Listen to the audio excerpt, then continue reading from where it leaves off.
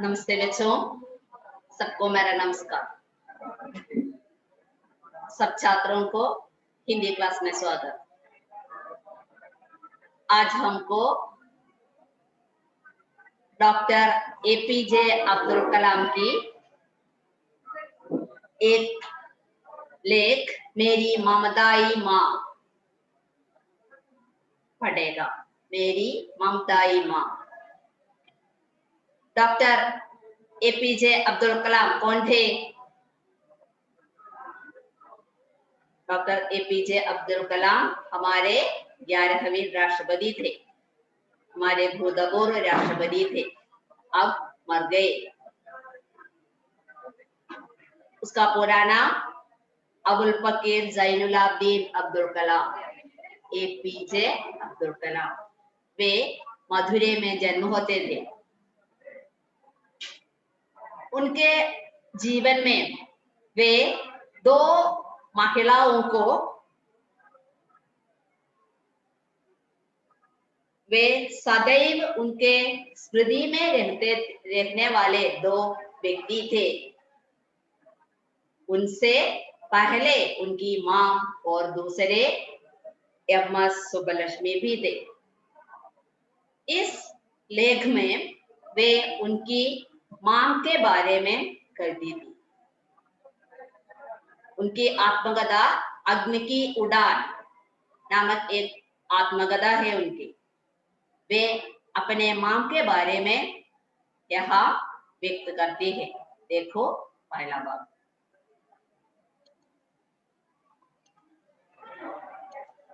मेरी ममताई माँ।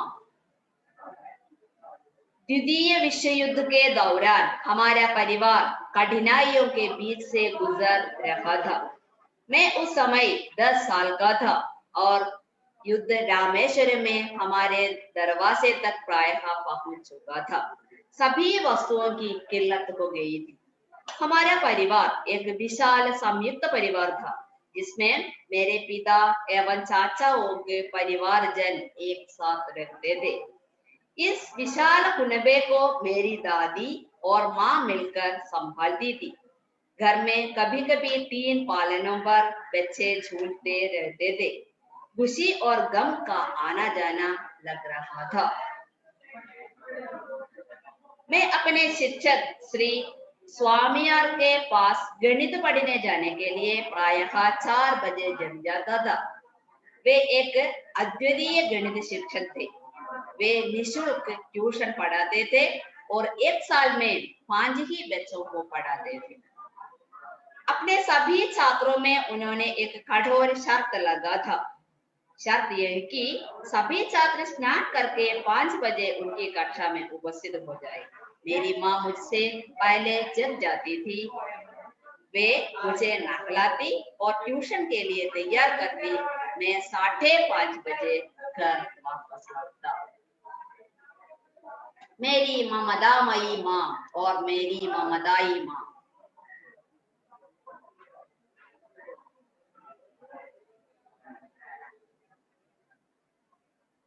मेरी മമതാമയി മാ.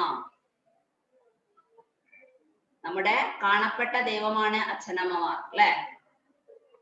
മാതാപിതാ ഗുരു ദൈവം എന്ന് പറയാം. അതില് ഇവിടെ അബ്ദുൽ കലാം തന്റെ അമ്മയെ കുറിച്ച് ഓർക്കുകയാണ്.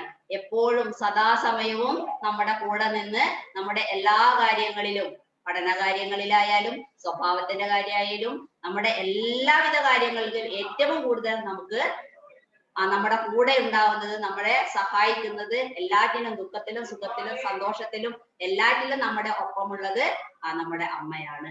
അങ്ങനെ തന്റെ അമ്മയെ കുറിച്ച് അദ്ദേഹം ഒരു ലേഖനം എഴുതിയതാണ് മേരി മമതാമയി മാ. पहला परिच्छेद। द्वितीय विश्व युद्ध के दौरान वे हमारा परिवार कठिनाइयों के बीच में, द्वितीय विश्व युद्ध രണ്ടാം ലോക മഹായുദ്ധ കാലത്ത് അന്നെന്താ വളരെയധികം ദാരിദ്ര്യത്തിൽ ജീവിക്കുന്ന, അന്നത്തെ കാലത്ത് സാധനങ്ങൾ കിട്ടാതെ തന്നെ എല്ലാവരും വളരെ ക്ഷാമം അനുഭവിച്ചിരുന്ന കാലമാണ്. അന്ന് തന്റെ ജന്മനാടായ രാമേശ്വരത്ത് വളരെയധികം കഷ്ടതകൾ അനുഭവിച്ചുകൊണ്ട് ജീവിതം മുന്നേറുന്ന കാലഘട്ടമാണ്. അദ്ദേഹത്തിന് അന്ന് കേവലം 10 വയസ്സ് പ്രായമായിരുന്നു. രണ്ടാം ലോക മഹായുദ്ധ കാലത്ത് അബ്ദുൽ കലാമിന്റെ വയസ്സ് കേവലം 10 വയസ്സായിരുന്നു. അന്നത്തെ കാലഘട്ടത്തില് തന്റെ കുടുംബത്തെ കുറിച്ച്, എങ്ങനെയായിരുന്നു തന്റെ കുടുംബം, എന്തൊക്കെയായിരുന്നു വീട്ടിലെ കാര്യങ്ങൾ എന്നതിനെ കുറിച്ചാണ് അദ്ദേഹം പറയുന്നത്. द्वितीय परिचय देखो, हमारा परिवार एक संयुक्त परिवार था जिसमें मेरे पिता और चाचाओं के परिवारजन एक साथ रहते थे. इस विशाल कुनबे को मेरी दादी और माँ मिलकर संभालती थी. घर में कभी कभी 3 पालनों पर बच्चे झूलते रहते थे. खुशी और गम का आना जाना लगा रहता था. हमारा परिवार एक विशाल संयुक्त परिवार था. എന്റെ കുടുംബം വിശാലമായ കൂട്ടുകുടുംബമായിരുന്നു. मेरा घर में मेरी दादी और माँ मिलकर घर की सब कार्य संभालती थी. संभालना नियंत्रिക്കുക. मेरी दादी और मेरी माँ भी घर के सब कार्य संभालती थी और खुशी और गम का दुख, खुशी और गम का आना जाना लगा रहता था. उस समय उनके शिक्षक माने क्या है, गणित शिक्षक का नाम है स्वामियार. वे ट्यूशन पढ़ाते थे. गणित अध्यापक स्वामियार ने उनको ट्यूशन पढ़ाते थे. उनको एक शर्त था,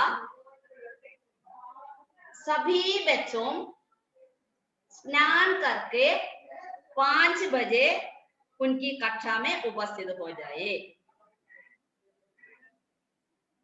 वे निशुल्क ट्यूशन പഠാത്തെ थे. നിശുൽക്ക്, ഫീസ് ഇല്ലാതെ. അദ്ദേഹം ഫീസ് ഇല്ലാതെയാണ് ട്യൂഷൻ പഠിപ്പിക്കാറ്.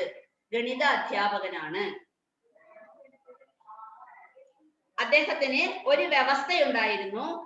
എല്ലാ കുട്ടികളും, ക്ലാസ്സിൽ വരുന്ന എല്ലാ കുട്ടികളും അതിരാവിലെ 5 മണിക്ക് കുളിച്ചതിന് ശേഷം മാത്രമേ ക്ലാസ്സിലേക്ക് ഹാജരാവാൻ പാടുള്ളൂ. उनका शर्त व्यवस्था. उनका शर्त ये है कि सभी छात्रों स्नान करके बाद 5 बजे उनके ट्यूशन में पढ़ाने के लिए आ जाए. वे इसलिए माम ने मुझे नहलाना कुളിപ്പിക്കുക, नहाना कुളിക്കുക, नहलाना कुളിപ്പിക്കുക. माम ने उसे नहलाती और ट्यूशन के लिए तैयार करती. मैं 5:30 बजे घर वापस लौटता. मैं 5:30 बजे घर वापस लौटता. 5:30 മണിക്ക് ഞാൻ തിരിച്ച് വീട്ടിലെത്തും. 5 മണിക്ക് ട്യൂഷന് വേണ്ടി പോകും. 5:30 മണിയാവുമ്പോൾ ഞാൻ തിരിച്ച് വീട്ടിലേക്ക് എത്തും. यह है उनका क्रम. देखो अगला परिचय. उस समय नमाज अदा करने तथा अरबी स्कूल में कुरान शरीफ सीखने के लिए मुझे ले जाने को पिता मेरी प्रतीक्षा कर रहे होते. इसके बाद मैं अपने घर से 3 किलोमीटर की दूरी पर स्थित रामेश्वरम रोड रेलवे स्टेशन पैदल जाता. वहां से होकर गुजरने वाले धनुषकोडी बेल से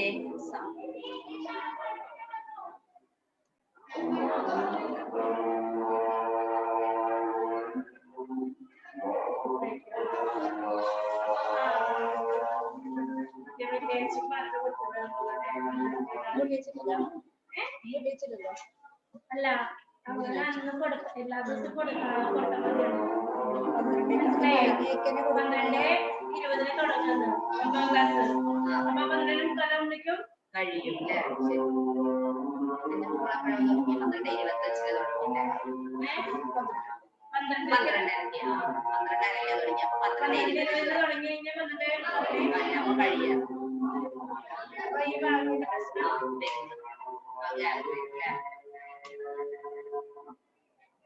കഴിഞ്ഞില്ലെങ്കിൽ വെച്ചിട്ടാ നീ മാറ്റണ്ട.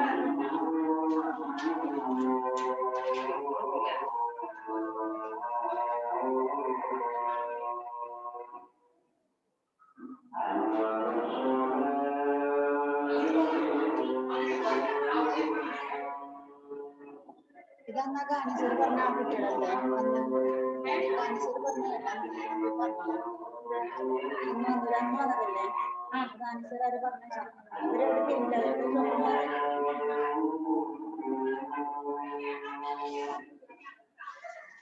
ഈ ആമസോണെ നമ്മൾ പേ ഓൺ ഡെലിവറി കൊടുക്കുക അന്ന് ഒരു സാധനം കണ്ടപ്പോ എന്നിട്ട് അവർ വന്നു കഴിഞ്ഞാൽ അവർക്ക് ക്യാഷ് നേരിട്ട് വാങ്ങില്ല pay on delivery cash on delivery കൊടുത്താലും വാങ്ങില്ല. നിങ്ങൾ എങ്ങനെ ചെയ്യാറ്?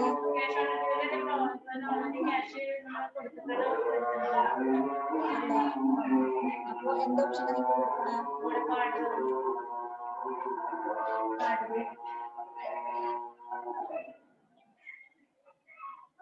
ഞാൻ ഓണാക്കാൻ പോകുന്നു, ഓൺ ചെയ്യാൻ പോകുന്നു. देखो उस समय नमाज अदा करने तथा अरबी स्कूल में कुरान शरीफ सीखने के लिए मुझे ले जाने को पिता मेरी प्रतीक्षा कर रहे थे। उसके बाद मैं अपने घर से 3 किलोमीटर की दूरी पर स्थित रामेश्वर रोड रेलवे स्टेशन पैदल चला जाता। वहां से होकर गुजरने वाली धनुषकोडी मेल से समाचार पत्रों का बंडल लेता और तेजी से शहर लौटता। शहर में सबसे पहले मैं ही लोगों तक समाचार पत्र पहुंचता था। देखो 5:30 बजे वे अपने घर में वापस जाता।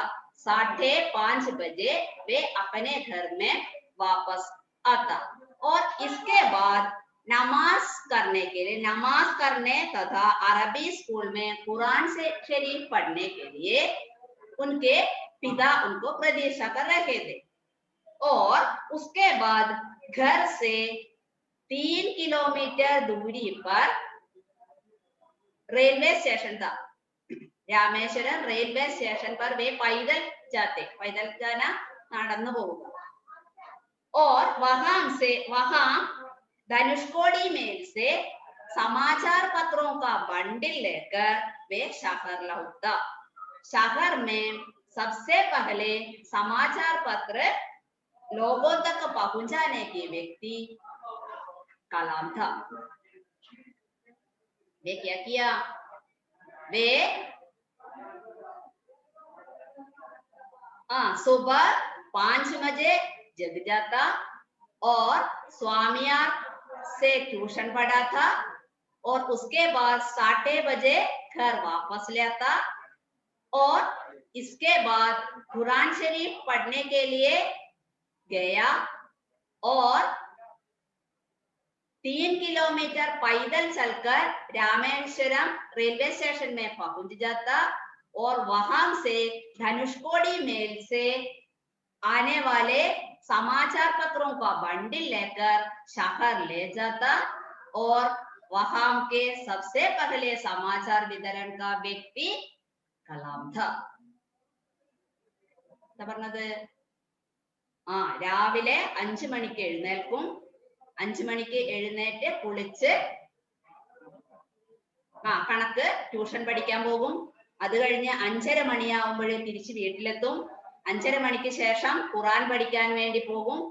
അത് കഴിഞ്ഞ് 3 കിലോമീറ്റർ നടന്ന് രാമേശ്വരം റെയിൽവേ സ്റ്റേഷനിലേക്ക് എത്തുകയും അവിടെ നിന്ന് സമാചാർ പത്രത്തിന്റെ വർത്തമാന പത്രങ്ങളുടെ ന്യൂസ് പേപ്പറുടെ ബണ്ടിലുമായി പട്ടണത്തിലെത്തി അത് വിതരണം ചെയ്യും.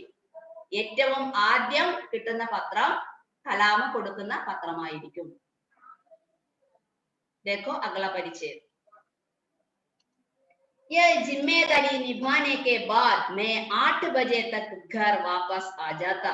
उस समय मेरी माँ मुझे सामान्य नाश्ता देती जो मेरे अन्य भाई बहनों को दिए जाने वाले नाश्ते की तुलना में कुछ विशेष होता, क्योंकि मैं पढ़ाई और कमाई एक साथ करता था।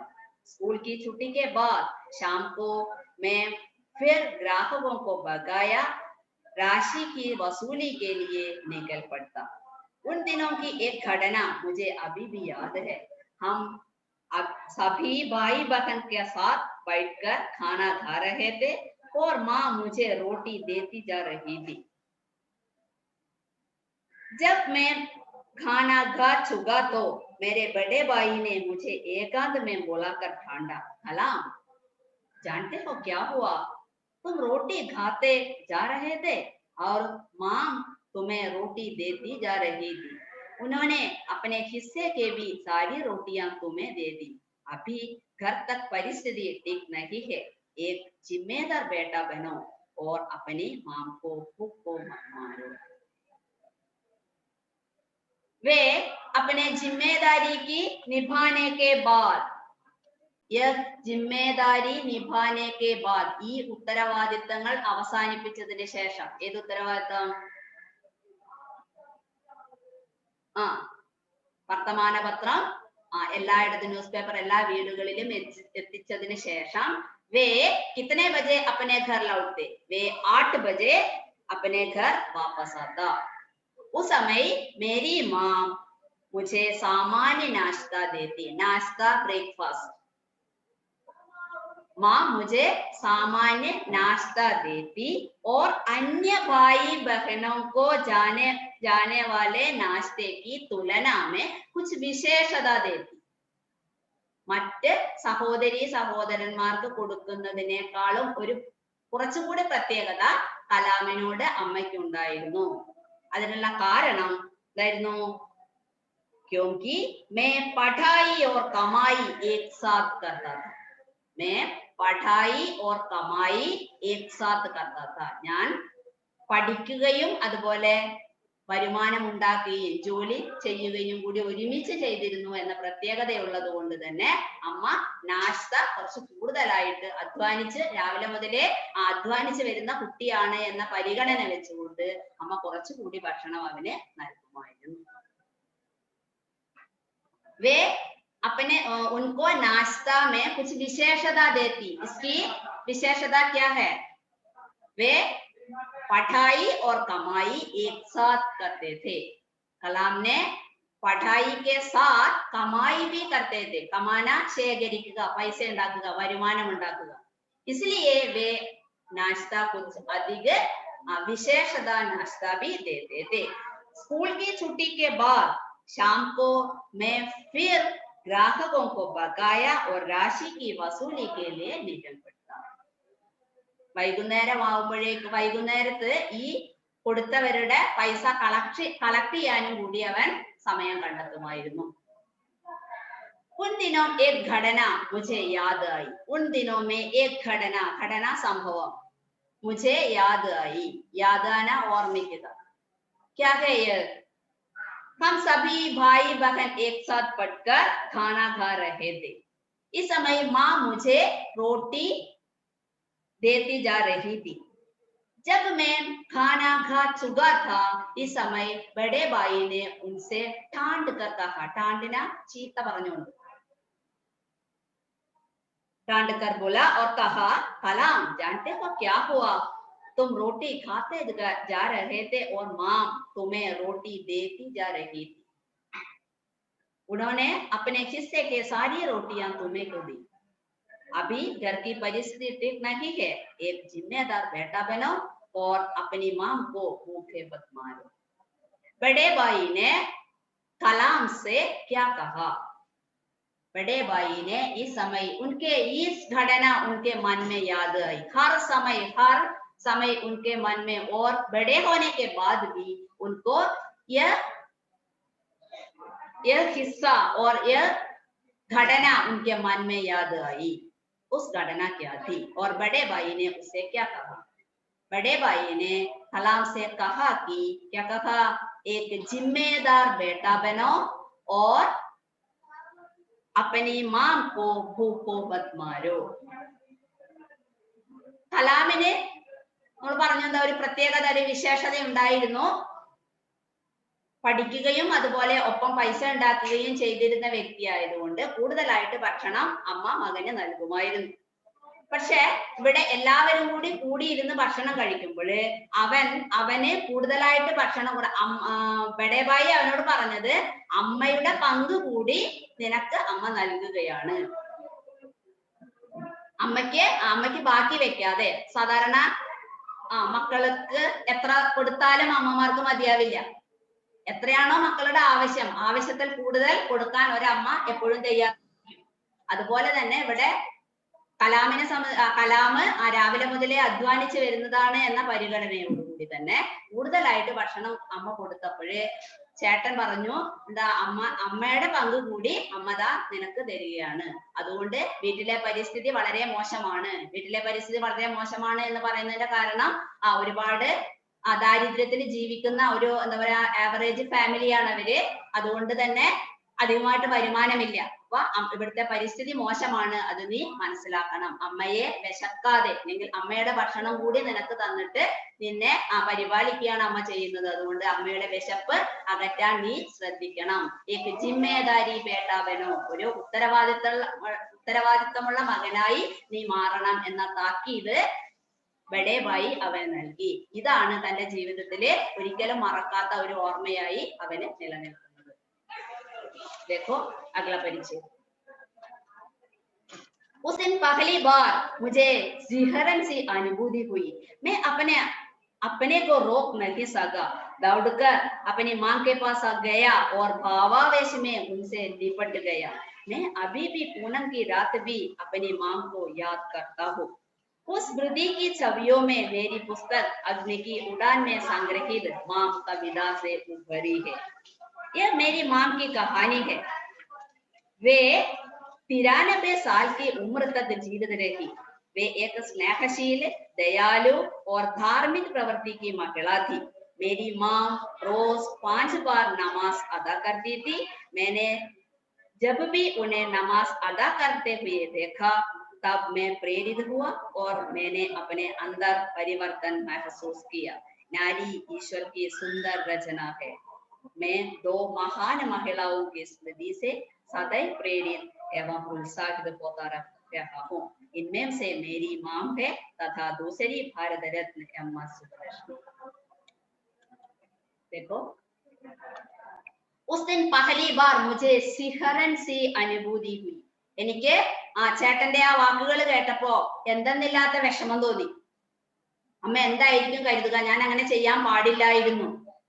മനഃപൂർവ്വമല്ല, അമ്മ തന്ന ഭക്ഷണം കഴിക്കുക മാത്രമാണ് ആര് ചെയ്തത്, കലാം ചെയ്തത്. പക്ഷെ ഇങ്ങനെ ഒരു താക്കീത് നൽകിയപ്പോഴ് അവന്റെ മനസ്സിൽ വളരെയധികം ടെൻഷൻ ഉണ്ടായി. വേ അപ്പനെക്കോ റോക്ക് നഹി സക, എനിക്ക് എന്നെ തന്നെ നിയന്ത്രിക്കാൻ കഴിഞ്ഞില്ല. വേ ദൗഡ്കർ മാങ്കെ പാസായ, ഓടി അമ്മയുടെ അടുത്ത് പോയിട്ട് എന്ത് ചെയ്തു, ലിപട്ടുകയാ കെട്ടിപ്പിടിക്കുക. ലിപട്ടുകയാ ഓർ वे कहते थे कि अब भी पूनम की रात में अपने मां के बारे में याद रखता। ഇപ്പോഴും രാത്രിയിലെ പൂനം കി രാത്രി, പൗർണമി രാത്രി എന്നർത്ഥം. പൂനം കി രാത് മേ സദൈവ മേ അപ്പനെ മാം കോ യാദ് രഖ്തി थी. ഇന്നും എന്റെ മനസ്സിൽ ആ ഓർമ്മ നിലനിൽക്കുന്നു. इस स्मृति के उस स्मृतियों को मैं अग्नि की उड़ान नामक मेरी आत्मकथा में मां नामक एक कविता लिखी है. എന്റെ ആത്മകഥയായ അഗ്നി കി ഉഡാൻ, അഗ്നിച്ചിറകുകൾ എന്ന എന്റെ ആത്മകഥയിൽ അമ്മയെ കുറിച്ചൊരു കവിത ഞാൻ എഴുതാനുണ്ടായ കാരണവും ഇത് തന്നെയാണ്. और वे कहते हैं कि मेरी मां की कहानी उस कविता में उपलब्ध है और मेरी मां 93 साल की उम्र तक जीवित रही. 93 എത്രയാ, 93 വയസ്സ് വരെ എന്റെ അമ്മ ജീവിച്ചിരിപ്പുണ്ടായിരുന്നു. वे एक स्नेहशील, मां इसी प्रकार है, मां स्नेहशील, दयालु और धार्मिक प्रवृत्ति की महिला है. എന്റെ അമ്മ ആരൊക്കെയായിരുന്നു, സ്നേഹശീലയായിരുന്നു, ദയാലുവായിരുന്നു, ധാർമ്മിക महिलायाയിരുന്നു. और मेरी मां रोज 5 बजे नमाज करती थी, 5 बार नमाज करती थी. എല്ലാ ദിവസവും 5 തവണ നിസ്കരിക്കും. मैंने जब भी उन्हें नमाज अदा करते हुए कहा तब मैं प्रेरित हुआ और मैंने अपने अंदर परिवर्तन महसूस किया. എന്റെ അമ്മ എന്തൊക്കെയാണോ പറയുന്നത് അത് അനുസരിച്ചാണ് ഞാൻ ജീവിച്ചിട്ടുള്ളത്. ഏത് കാര്യം ചെയ്യുമ്പോഴും എന്റെ അമ്മയുടെ ഉപദേശം ഞാൻ ആരായാറുണ്ട്, അതുപോലെ തന്നെ അതിനനുസരിച്ച് പ്രവർത്തിക്കാറുമുണ്ട്. और वे कहते हैं कि नारी ईश्वर की सुंदर रचना है. സ്ത്രീ എന്നത് ഈശ്വരന്റെ സുന്ദരമായ രചനയാണ്. എന്റെ മനസ്സിൽ ഏറ്റവും കൂടുതൽ ഞാൻ ഓർമ്മിക്കുന്ന രണ്ട് വ്യക്തികളാണ്, രണ്ട് സ്ത്രീകളാണ്. ഒന്ന് എന്റെ അമ്മയും ഒന്ന് ഭാരതരത്നം MS സുബ്ബലക്ഷ്മി. पढ़वा अच्छी तरह पढ़ो. एक सुंदर लेख है.